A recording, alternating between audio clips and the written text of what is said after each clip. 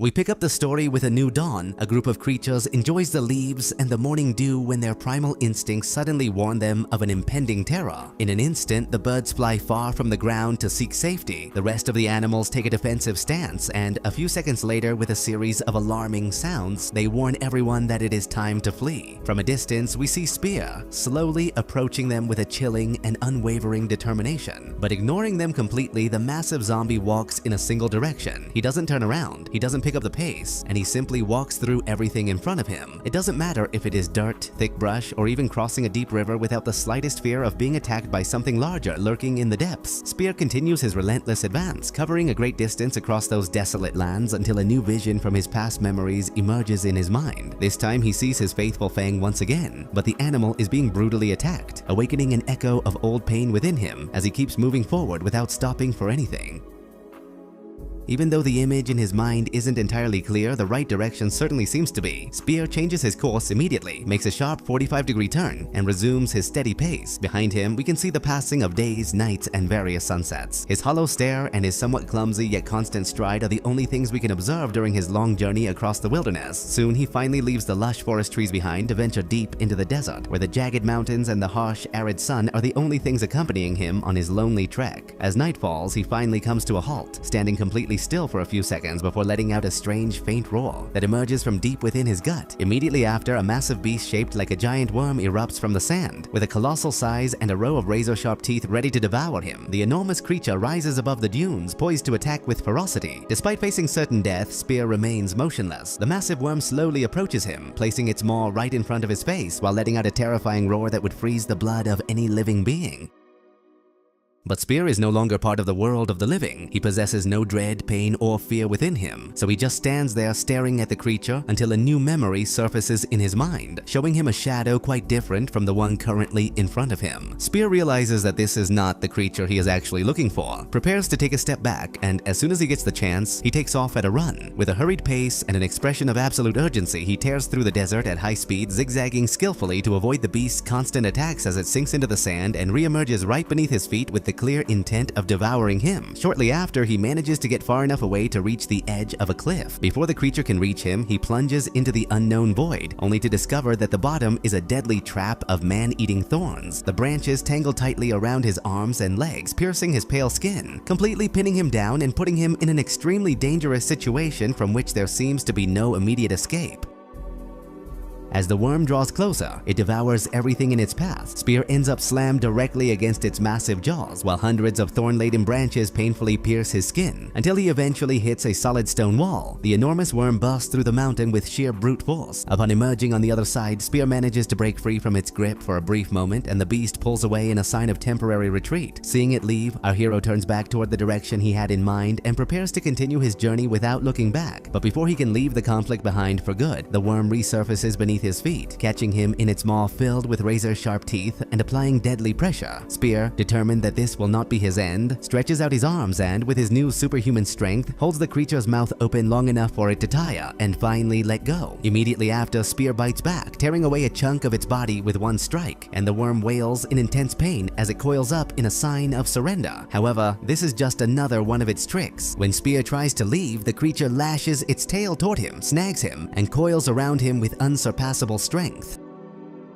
At that moment, the sun rises majestically over the dunes. Its rays fall upon the worm's head, and it begins to burn instantly, as if it was some cursed creature of the night. Before suffering more severe damage from the sunlight, the worm buries itself once more into the depths, dragging Spear down with it. But our hero manages to break free and escape just in time, crawling out of the hole with what little strength he has left after the brutal struggle. His body, which now clearly shows the marks of the recent battle, does not falter in his relentless quest. The visions repeat in his mind, pointing out the exact path to follow. Immediately after, Spear resumes his pace once more toward his destination. Slow, tireless, but steady, he moves through the desert, where the incessant sun and the arid ground never stop hitting him with everything they've got. For days, he continues forward without stopping, while flies and other scavenging insects are inevitably drawn toward his strong, decaying scent. All around him, the few trees seem to melt into the ground as if consumed by the sun's blistering heat, the only thing that seems to lose absolutely nothing as the days pass by in this desolate wasteland. Suddenly, Spear stumbles upon a giant fly, a massive insect that has been uncontrollably drawn to the delicious scent of his rotting flesh and exposed brains. The enormous creature lands right in front of him with a deafening buzz. Its wings flap powerfully, chasing away the rest of the smaller bugs. For several long minutes, they just stare at each other in a tense silence, as if waiting to see who will make the first move to strike. But nothing actually happens because Spear is hit by another sudden vision. This time he sees himself as a human, holding his weapon in his hand with an expression of pure bewilderment in his eyes. His human self walks slowly toward him, stands face to face, and observes him closely, as if he couldn't grasp the nature of what he's looking at. Right after this, the rain begins to pour down heavily over the desert. However, it's not water falling from the sky, but liquid fire instead, a blistering fire that scorches his human version and makes him let out bone-chilling screams of agony that force him to recoil. Spear desperately tries to help his counterpart, but the fire attacks him as well. With every single drop that strikes his dead flesh, it burns deeper and deeper, leaving his white bones completely exposed to the elements. In a heartbreaking moment, our protagonist collapses heavily to the ground, and his body soon transforms into a burning skeleton. Flames pour furiously from both his mouth and his eyes as the definitive end comes for them both. However, it all turns out to be a terrible nightmare born from his fragmented mind. Spear wakes up in the middle of nowhere, soaked by a normal rain that doesn't hurt his body, but seems to drown his hopes of finding what he is searching for so desperately. The zombie wakes to the familiar cracking of the ground beneath his feet, the same unsettling sound made by the beast that tasted his flesh just a few days ago. Quickly, Spear climbs a dead tree. He knows perfectly well that staying at ground level is a guaranteed death sentence with that deadly worm lurking nearby. Once the rain stops and the sun appears on the horizon, the threat of the worm completely dissipates. Spear resumes his determined pace toward the mountain, a massive rock formation that he must climb slowly and steadily until finally reaching a deep cave halfway up the trail. There he notices a small opening, which grows much larger as he approaches, hiding a massive secret deep within its dark recesses. Inside the cave lies a hidden city, featuring crystal clear waters and trees with vibrant green leaves, a striking contrast to the arid desert wasteland that surrounds it completely. Spear walks with curiosity through the walled corridors and observes the totems of figures he doesn't recognize until finally reaching an even larger door, where glowing green eyes reveal themselves in the deep darkness. Upon seeing them, a new vision flashes through his mind, and immediately after, a familiar roar catches his full attention. Spear stands still in front of the entrance, motionless, waiting to see his old friend emerge from the shadows of the chamber. But in one of the now familiar disappointments of his journey, a lion lets the sunlight hit its coat. The massive beast lunges downward, leaving its high ground, and stands defiantly right in front of Spear. Little by little, the predator begins to circle him, analyzing his posture and looking for weak spots with cunning precision. It throws a few quick swipes at him, but misses its initial attempt. Spear, for his part, is unable to defend himself. He simply stands there motionless, waiting for the slashes of the lion's claws to tear through his rotting skin at any moment.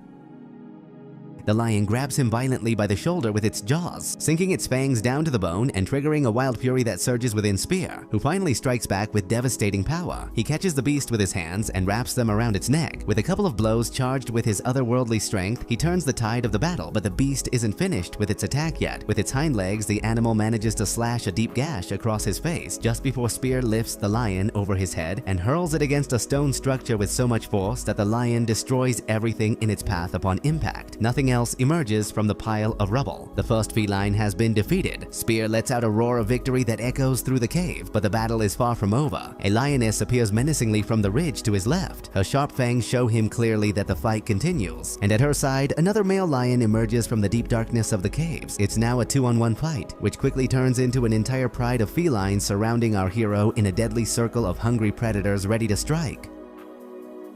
The camera pans in a full circle, showing Spear with no real chance of escape. The pride has him completely cornered, and their glowing green eyes are an imminent death sentence. One by one, the lions roar with great ferocity, signaling to their brothers the exact moment they should strike. In that tense instant, Spear has another vision of his past, remembering the time he was hunted by a creature far more terrifying than these four-legged felines stalking him now. Immediately after, he takes off running once again toward the exit. He relies on distance and quick zigzagging movements to try and create a gap between himself and his predators. However, one of the lionesses lunges violently onto his back. Her claws sink deep into his spine, and her fangs drastically slow his pace. Shortly after, another female lands on his back, nearly managing to knock him down completely. Then she bites his neck with brutal force, causing him to stumble across the stone floor. Behind them, the male lions just watch coldly. The females of the pride always handle these hunting situations, and our hero is just moments away from becoming dinner for these beasts.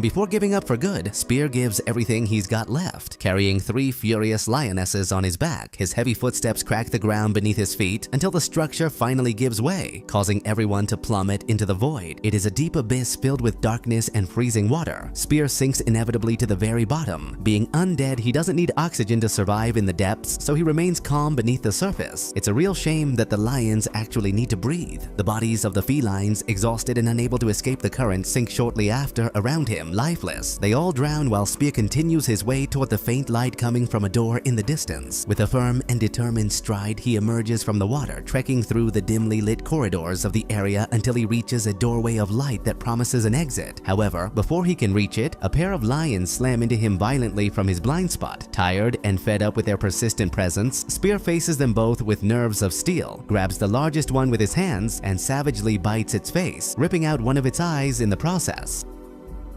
The lioness behind him pins him down and presses her heavy paw onto his head, but it doesn't take Spear long to recover, grab her firmly by the legs, and slam her against her mate with unusual cruelty. Over and over again, the massive zombie thrashes the lioness's body as if she were a piece of old clothing he was trying to beat dry. The animal's warm blood covers everything completely, while the protagonist lets out deafening battle cries to demonstrate his absolute superiority over the predators. From outside the cave, the sounds of Spear massacring the remaining lions echo clearly, and we can see another very different creature patiently waiting for him to emerge. In its piercing yellow eyes, one can see the burning rage of a deep-seated revenge. Spear steps out a few seconds later, completely covered in the thick blood of the lions he has just exterminated with his bare hands. Just outside the cave, a new pride waits anxiously to tear him to shreds. But before the bloody banquet can begin, something unexpected happens. A massive gray lion of colossal proportions towers over all the others. With a single authoritative gesture, he makes his brothers back off immediately and claims the prey for himself.